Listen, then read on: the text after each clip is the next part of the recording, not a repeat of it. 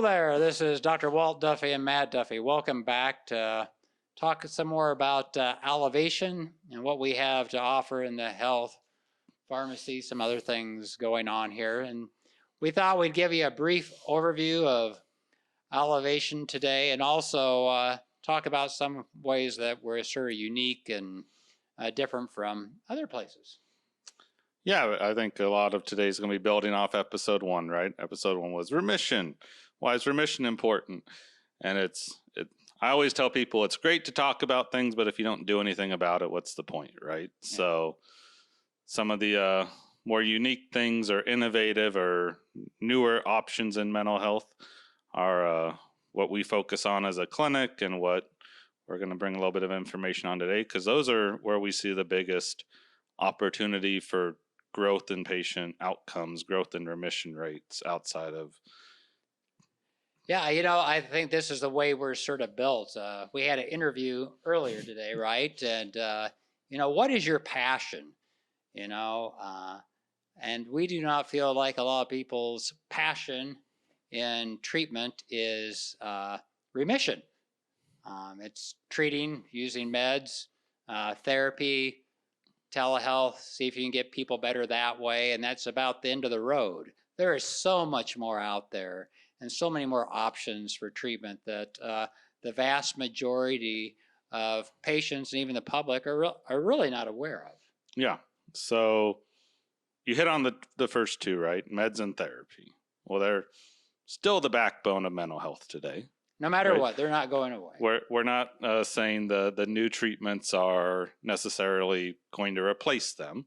For some people, they might, but for the vast majority, we're talking about growing the treatment plan, building additional services on top of med management therapy. Yeah, sometimes can we make your medications more effective again? Yeah. Maybe they were effective at one time, they stopped working. I mean, is there a way to do that? Is there a possibility of doing that? And some people, the Holy Grail, I don't want to be on any medicines, right? I received that question quite a bit, especially when we talk about Transcranial Magnetic Stimulation, TMS, which we'll talk about. And that would be great. I bet a lot of people will still be on medications for some period of time following TMS, and maybe lifelong. Yeah, it's a great goal and one that might be achievable for some people, but coming off meds isn't the first goal, right? Yeah, so maybe by the time I'm at 105, I still plan to be working. Maybe by then we'll be closer. Yeah. No, I think more people could get off meds with TMS, but not if you follow insurance protocol. Oh, I would agree with that. We can get into that. Yeah. So then you get into, goals and treatments, but what insurance pays for and what best research and best new information may say. Yeah, so this is what we're going to try, folks. So today is we're supposed to sort of touch on some of the topics, and then we'll do a deep dive as we go in. But this is just sort of like the taster platter that we're supposed to give you. We have a hard time not going deep diving into things, so Matt's going to try to keep us on schedule. Good luck with that. So here's I think how we're going to structure today, right? So remission means we built the house, incompleteness. The house is complete, right? But what is it going to take to build your house? So in this is where I think for most people, most patients, we start with foundation. Foundation is your meds and therapy. We don't need to, I think, spend a lot of time today talking about med management therapy. It's known in the... It is, but it's really interesting because I have been doing this a long time.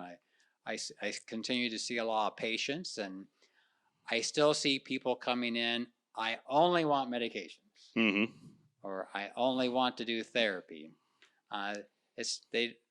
People do not often think of doing multiple things to get better. Yeah. But you would never do that with a house, like build one room and not work on the other one, or, put walls up, but then not put the electricity in. So I think that's a very good analogy, is what all do you have to put in the house for it to be complete? Yeah, and this we might deep dive for just a second. I really like that one because do you ever remodel the house? Do you ever remodel, right? I like that one.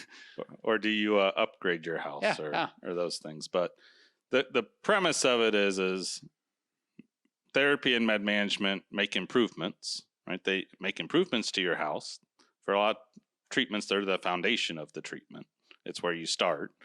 And people do get better on those treatments. We're just talking that the house isn't complete with just those treatments. Right. Well, and the majority of people get better, but we know that some people do not get better even with those treatments. Even if insurance has improved. So one thing I want to touch on really quick, because patients who say, I just want med management, I just want therapy, I think we're trickling into, I just want ketamine, or I just want TMS. Right? I want to pick and choose my treatment. Here's my understanding of meds versus therapy, right? And you come in and tell me I'm wrong, but I'm assuming that my understanding is what general public is, right? All right. Well, maybe this is a little bit beyond, right? If I want psychotherapy to work, psychotherapy is, I'm assuming, more life instance versus chemical imbalance. And meds are addressing more the chemical imbalance in your brain, where therapies can't necessarily address the therapy. So they're addressing two different reasons for why you may be experiencing something. Well, that's sort of a simplistic way to sort of look at it, which I understand. I gotta make it simple, right? I know. So, now we think more about neural networks in your brain, and does your brain have neuroplasticity? Can it change and form new connections, grow new neurons? Can it change over time? And we can. It has been shown that psychotherapy can make those changes. It might take longer to make some of those changes. The medications make quicker changes. I mean, long lasting therapy while you're in the session, it might increase your neurotransmitters more pretty robustly, but medicines do that consistently. They all take time, and whether they make neuroplastic changes is a question out there, right? Mm-hmm. We also know for therapy, sometimes you're taught skills, right? Maybe how to think differently, ways to think differently, some exercises to go home and practice sometimes, some changes. Those things do not happen overnight. So medications work differently than that, but they work in concert. Sometimes you're teaching some people some skills in therapy and they feel so bad, they're not able to implement those. And then you see once you add medications to the mix and they're feeling a little bit better, all of a sudden they are able to implement those type of coping strategies, new skills, and to change things for the better that they weren't able to do before.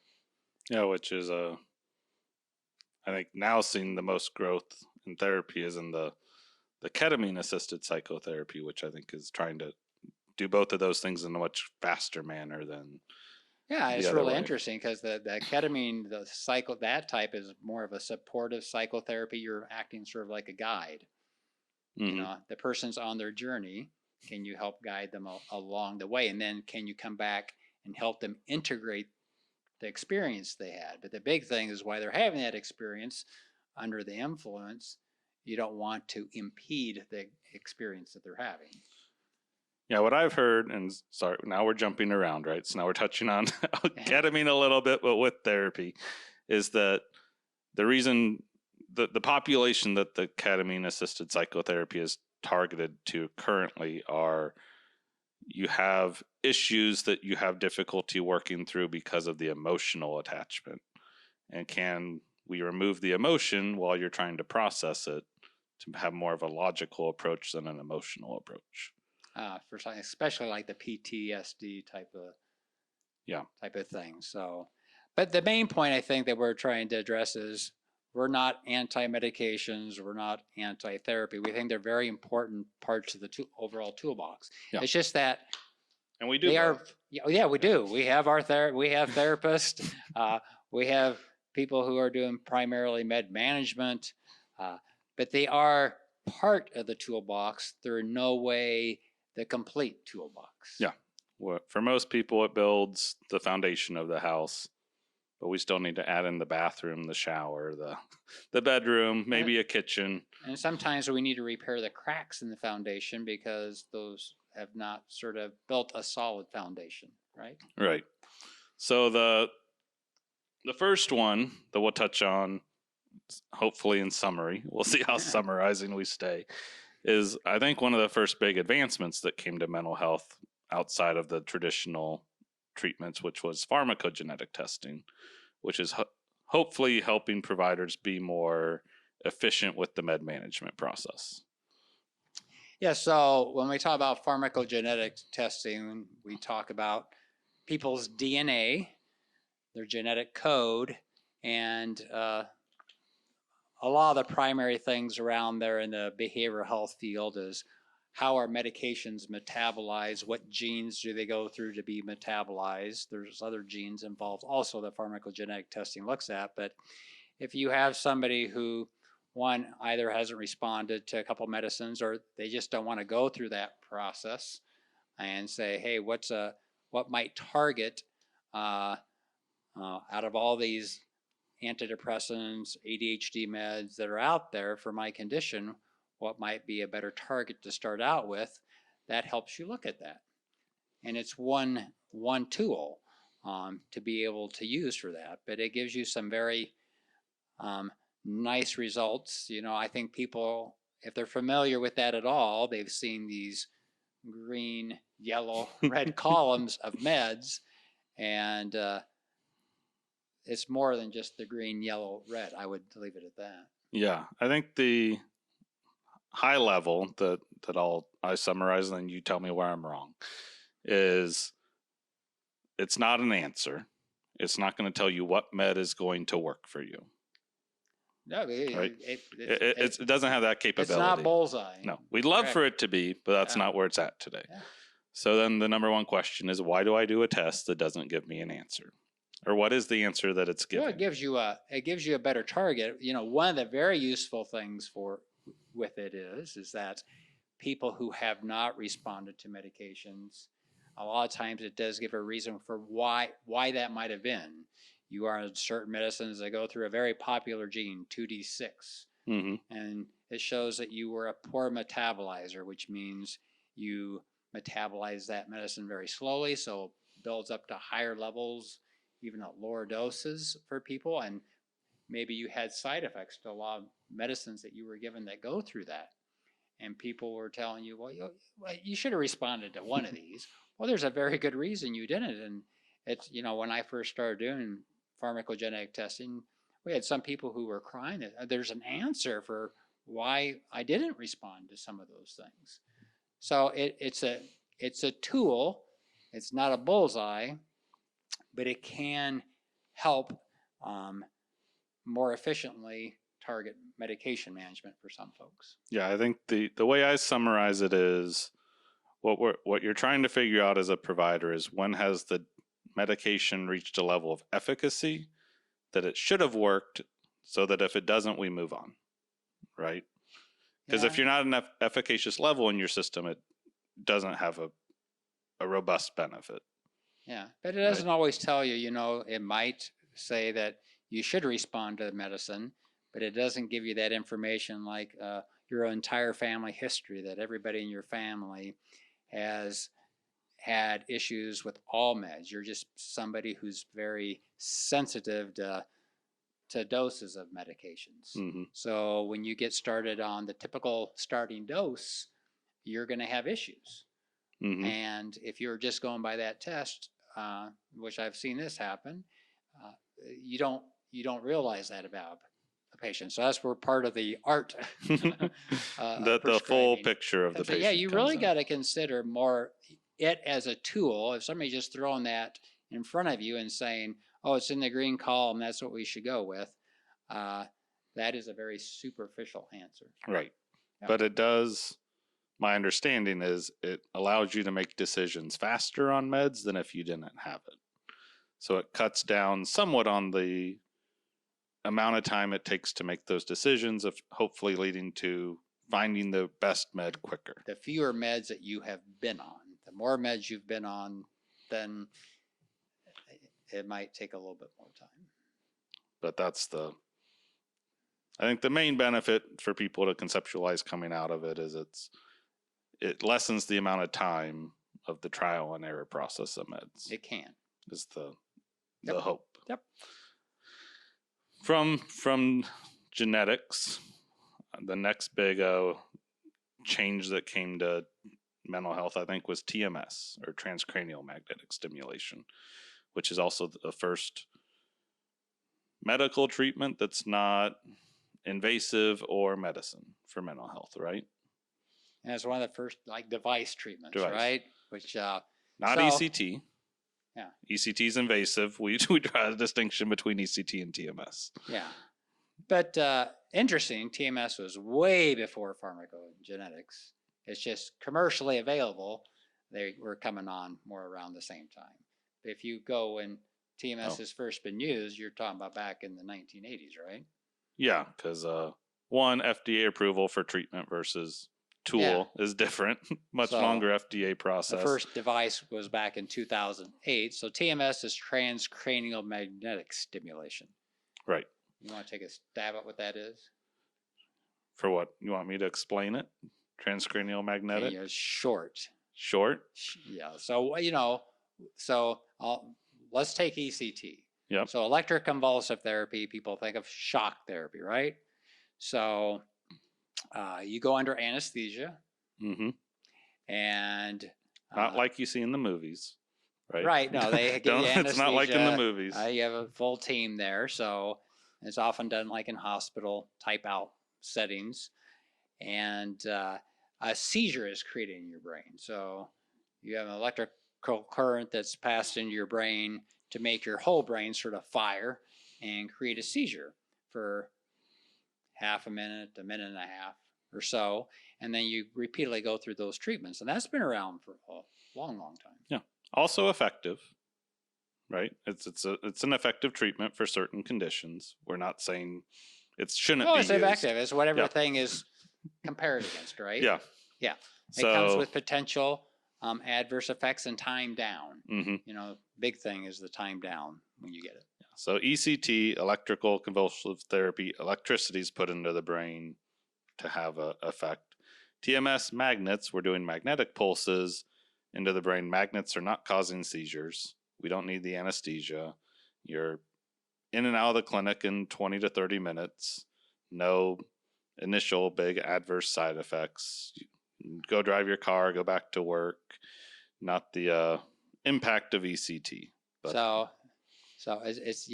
they're so TMS is transcranial, so across your head, magnetic stimulation. So you have a coil or a helmet with a coil within it placed on the outside of your skull, and when that goes off, which is at the strength of an MRI, right? Sometimes multiple pulse. MRIs. Yeah. Right. It sends a pulse down into your brain, which gets converted into your brain's a sort of an electrical current going through. So it creates an electrical current that's more targeted. So, for treatment-resistant depression, it tends to be targeted towards the left anterior frontal lobe area. Yeah. Right? So that's where dorsolateral prefrontal cortex. Yeah. So transcranial, I think, causes me confusion because we're not treating the entire brain with TMS. We are trying to be focused into different areas for your different conditions. But it can go anywhere in the brain. So it you can don't be placed have anywhere. We're not implanting anything in the brain, right? So our ECT activates the whole brain, right? It's putting the electricity into the whole brain. Yeah. TMS, we're targeting different areas for different conditions. Right. And so right now it's, as we know, it's approved for treatment-resistant depression, for treatment-resistant obsessive compulsive disorder. Mm-hmm.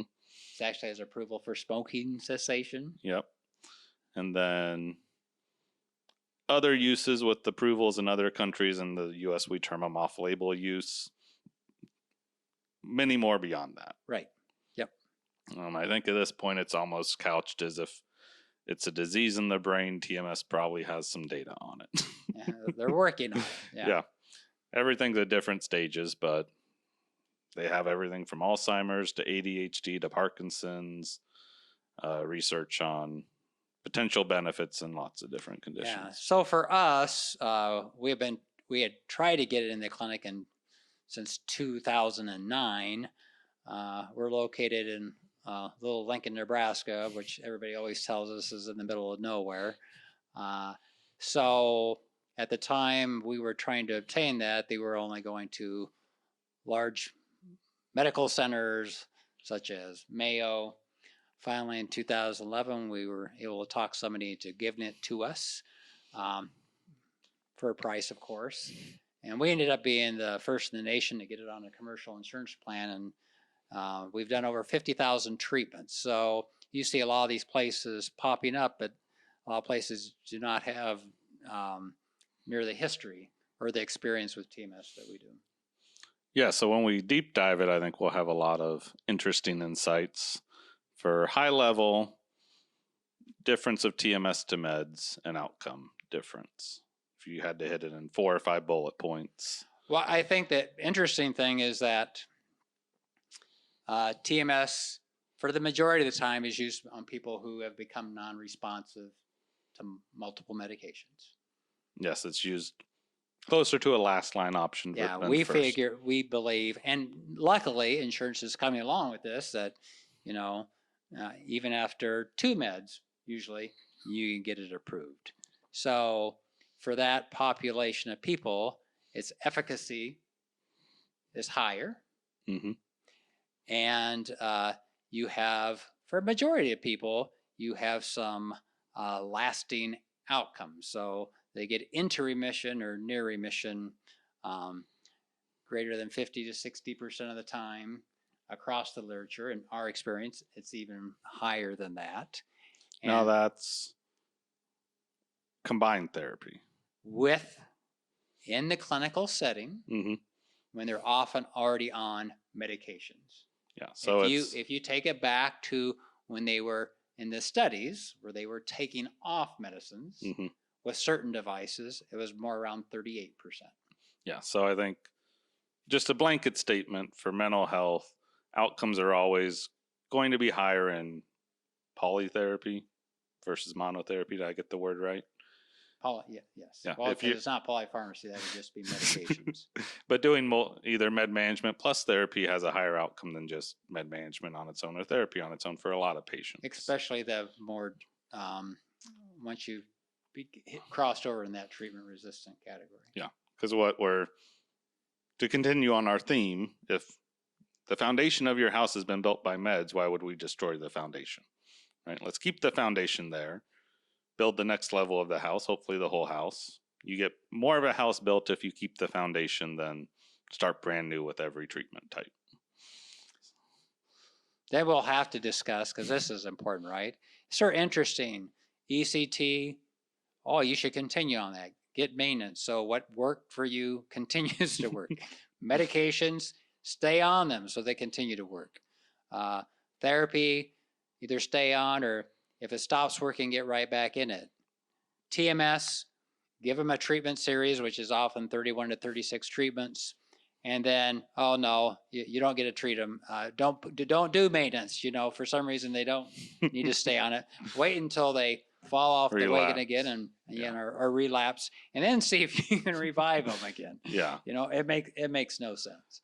So, yeah, outcomes with TMS, 50% or greater into remission. A lot of times, if you're on the polytherapy, especially, if you don't reach full remission, still 80+% of people are getting significant added benefit to their symptoms. We believe that those numbers would both be greater if you did more treatments than insurance caps at currently. Yeah, I think if you go around the country with people who've done TMS a long time, it's just like medication dosing, right? Some people on a certain medicine might respond to 10 milligrams. You bring in more responders if you get up to 20 milligrams, and some people have to go higher than that, right? Mm-hmm. And insurance doesn't limit you. There might be FDA approved dosing, but a lot of insurance lets you sort of move up. It just does make no sense that just because the study did 30 treatments, 36 treatments, that everybody is going to respond after that many treatments. Some people are going to need more. Yeah. And there's been studies now that are more than 36. Yeah. Right. And the latest one that sort of came out is, hey, the more treatments they do, the better they get. Up to like 60 or more treatments. Yeah, the most recent FDA one was 50 plus, right? Yeah. So it's just sort of interesting. But more to come on a future deep dive. The other unique treatment I think that's out there is the new space of psychedelics. Currently, for us, it's ketamine as the option. Yeah, so we saw ketamine as an option quite a long time ago. So we have had ketamine in our treatments that we deliver in our clinic since 2015, actually.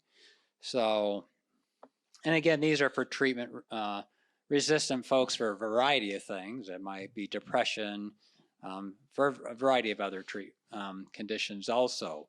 But, some people either maybe one of the other treatments, TMS, isn't what they is for them. They'd rather do something like the psychedelics. There's some insurance, especially earlier on, that didn't cover TMS, right? Right. Or is almost impossible to meet the criteria to get covered. Some insurance still doesn't cover TMS. Yeah. Right. The major ones do, but there's still some out there. And I think the other reason we brought it on is because it was almost universal back when we started ketamine that even when TMS was covered, you had to wait at least 6 months before you could do it again if you needed it. And it's really hard to watch a patient who was doing so well and their symptoms either completely went away or they almost went away. And all of a sudden, 3 or 4 months later, they just start feeling really horrible again. And you do not have a whole lot to offer them. You try another med if there are other meds out there for them. And it's really difficult to go through that with patients and to see them go through that. So we've seen a very nice sort of marriage of some people doing very well with a combination of ketamine and TMS together, or ketamine in between TMS treatments. Some people just are doing ketamine. So, and I think with the whole psychedelic, and we do a lot of research, and we can talk about that at some point in time, but that's going to be a new part of the treatment armamentarium as time is going on, I think. Yeah, so here's, I think, the number one question or pushback or not on board with ketamine or psychedelics that I hear. Right? So you'll get to address it. Well, of course they're happy. You just made them high. Yeah, and then when they lose their high, they're depressed again. Are you really treating them? Or are we just differentiating their experience for the moment? Yeah, so out in the street world out there, you're usually using much higher doses of things like ketamine and even the other psychedelics. It's not a controlled environment. We're trying to get people to a point where they have a little bit of an experience, but in a controlled setting, and the effect of the treatment wears off pretty quickly. And you're looking for improvement in their mood gradually, not where they're like up and dancing around around the room.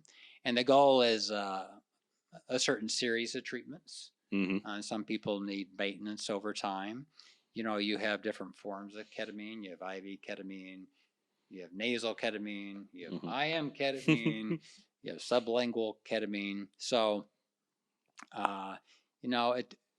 there's some better guidelines with it out there as time goes along, and most of the prescribers are pretty on target, especially if it's in an office setting.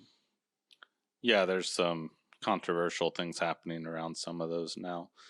I think the two big points on ketamine that I hear a lot are, one, we're trying to get the dosing to be minimally be an experience, right? We want to treat but not you don't need to have an experience to have No, treatment. and we go through a gradual dose increase, and that can even, the experience can change based on also what you've had to eat. All right. Yeah. And we've seen that Other experience things there. So it's sort of, it's an interesting treatment. And one of the benefits of ketamine in other areas is it's out of your system very quickly. Yes. Right. So generally less than, I think, than 24 hours it's Yeah. out of your system. Right. But patients will continue to have the benefit for multiple days, possibly up to a week or more. So there's a short-term permanent change happening. It's not just while you're having an experience, if you happen to have one, that you're saying you're improved. It's a lasting beyond. And it, also the thought is that working on, even though it's out of your system, it's working on neuroplasticity to change things, right? Yeah. Up in your brain. So it's out, but it can have some long-lasting benefits. So real quick, give a year or two, and then I'll see if mine differ. I'm coming in. Why am I going to be told about ketamine versus meds or TMS? What's the differentiator? What's the benefit above what's already available? Well, I think for one, it's important that you know what options are out there for your treatment. Mm-hmm. Right? I think if you go into any other specialty, they let you know what options are available to you. Yep. And we know just from experience that medications, especially the first one off the shelf, is going to work in a certain percentage of people. We're going to tell you about things that might have a higher chance right off the shelf of working for you. So ketamine works in a higher percentage of people than the standard. It might work quicker, especially like on suicidal thoughts, things like that. If you're in a deep depression, it's also important, it's also a little bit different. It's your first episode, never been on anything. My more typical person I often see is somebody who's been depressed for quite a while, has been on meds in the past and is on meds again, and they're coming in to see me not because they're feeling good on the medicines, mm-hmm. right? They're not feeling good. So they need to know what options mm-hmm. could be helpful to them. Yeah, the kind of couching the three big ones I hear in comparison of it to other treatments is it has a higher efficacy rate than other treatments and just the number of people that have a benefit off of it. Mm-hmm. So you have a higher likelihood to respond to ketamine than maybe your standard medication. 2, other treatments may take multiple weeks up to 2 months to determine how effective they are, how much benefit they give. Ketamine is generally less than 2 weeks that you're getting a benefit from it. So its immediacy of impact is much quicker than other mm-hmm. options. And then 3, for people who have bad side effects on medications, ketamine tends to have less side effects than other options. Yeah, especially not the lasting peripheral types of side effects that people get. Because we're bypassing a lot of the metabolism, right? Especially if you do it in different ways. So other than just outcomes and remission, sometimes there's other things that lead to choices of treatment. How fast do you want something to work? What side effects are you potentially wanting to deal with? All those come into to play on these things too. Yeah, it always is sort of interesting to me for things like TMS, where it's done on site, 20 to 30 minutes, multiple sessions, 30 to 36.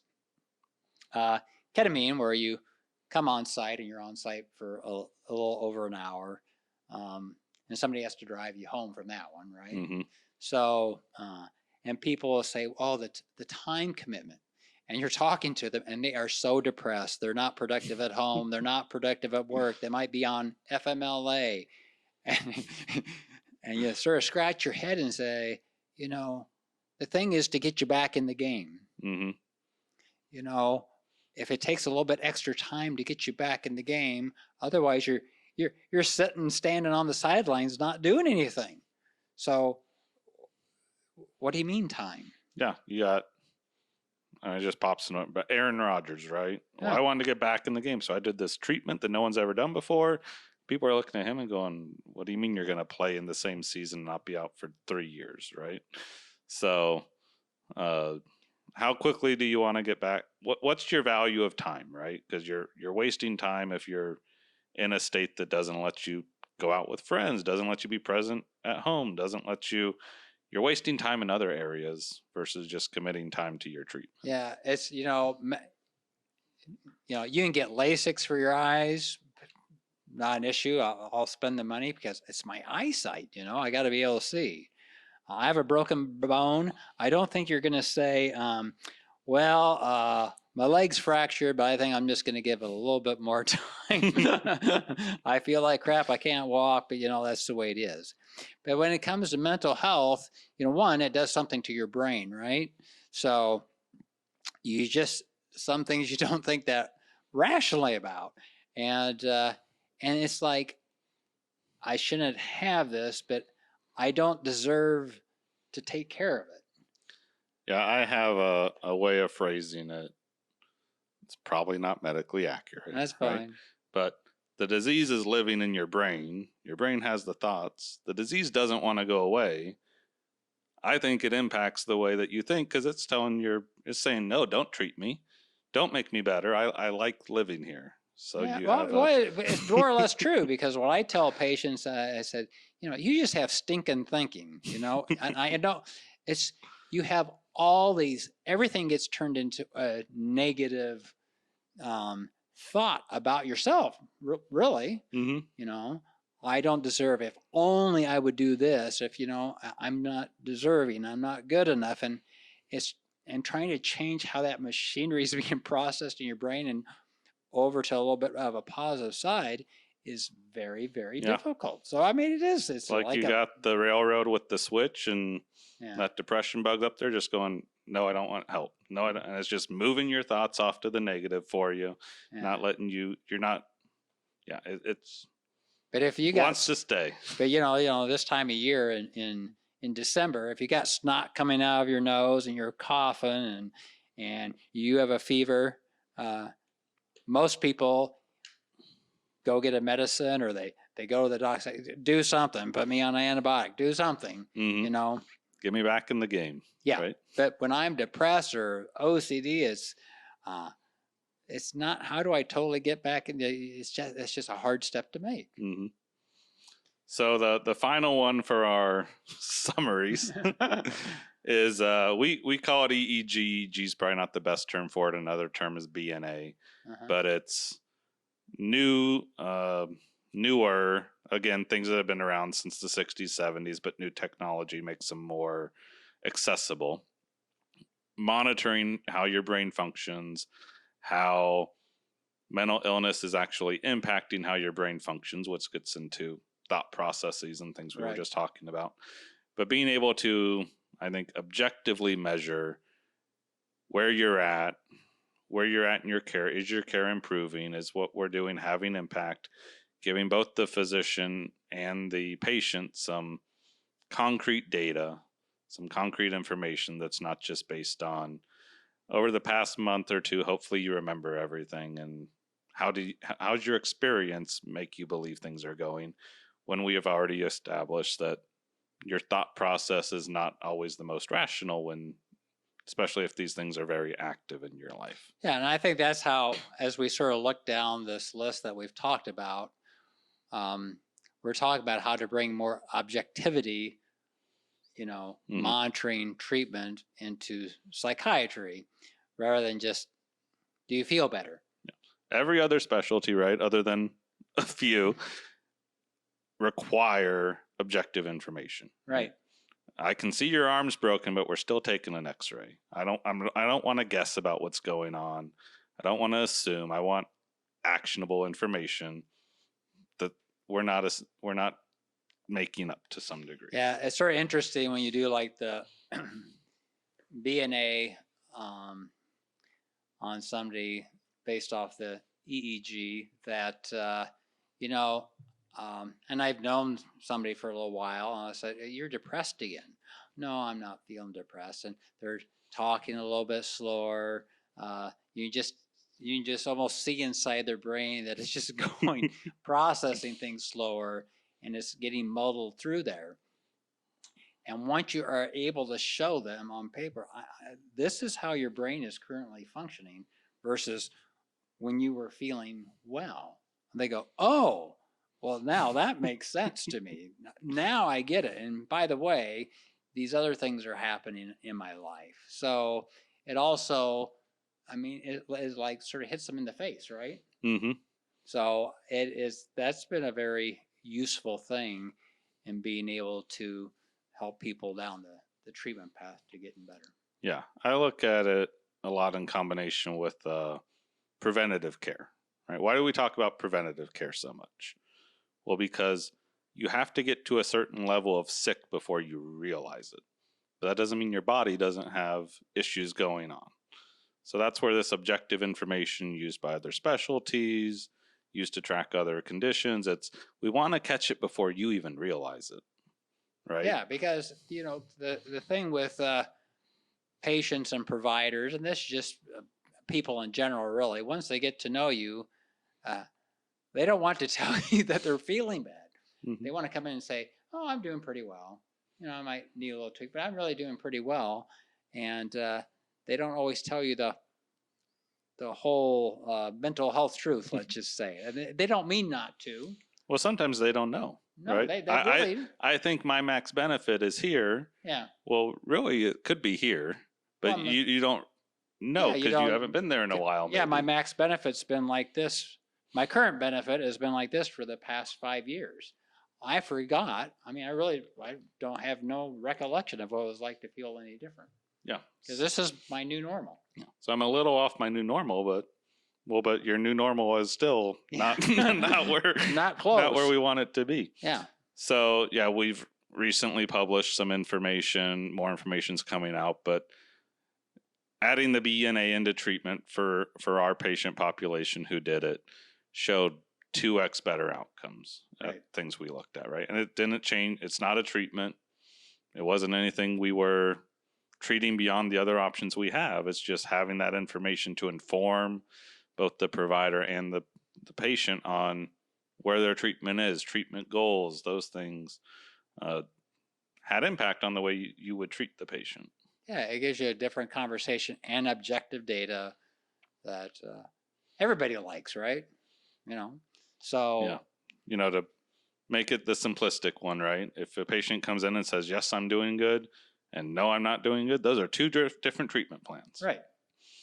Well, the BNA kind of confirms which treatment plan you should be talking about, right? Yeah. So more often than not, patients could be getting the wrong treatment plan because the information there is not the correct information. Yeah, not the full treatment plan that they could be doing better with. So we believe that some of the biggest impacts to patient care and outcomes are going to come through more objectivity around patient care than mental health traditionally had access to.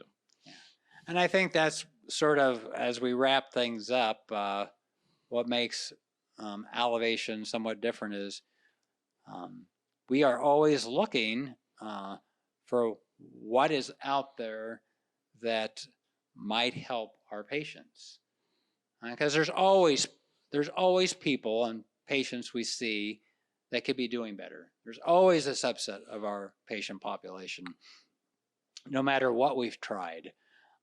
And I think it's going to be that way for the foreseeable future. So it's on us to be out there looking in to see what is available and what might be able to help, and see if we can bring that into the clinic if we can. And to give the patients the options, right? Our goal is to maximum inform the patients of all their options available and the benefits and consequences of everything, right? Fully informed, because at the end of the day, you're the one struggling, right? So you need to make the decisions of what's best for you, not rely on someone else to say, well, if I was in your position, this is what I would do. I think that most difficult thing from a provider standpoint is really there are some of these that, I mean, they do cost a little money, some of them insurance covers very well. And it's it's not what costs what can best help you, and let the patient decide what they want to do. Yep. So I think that's a good brief overview of some of the things we do here at Alivation. We didn't even get into our family practice primary care that we also do. We didn't touch really on research, so there's a lot more to come, but we thought to just give a snippet overview, a little bit of our thought process and some of the things we offer here. So thank you very much, and we'll catch you next time.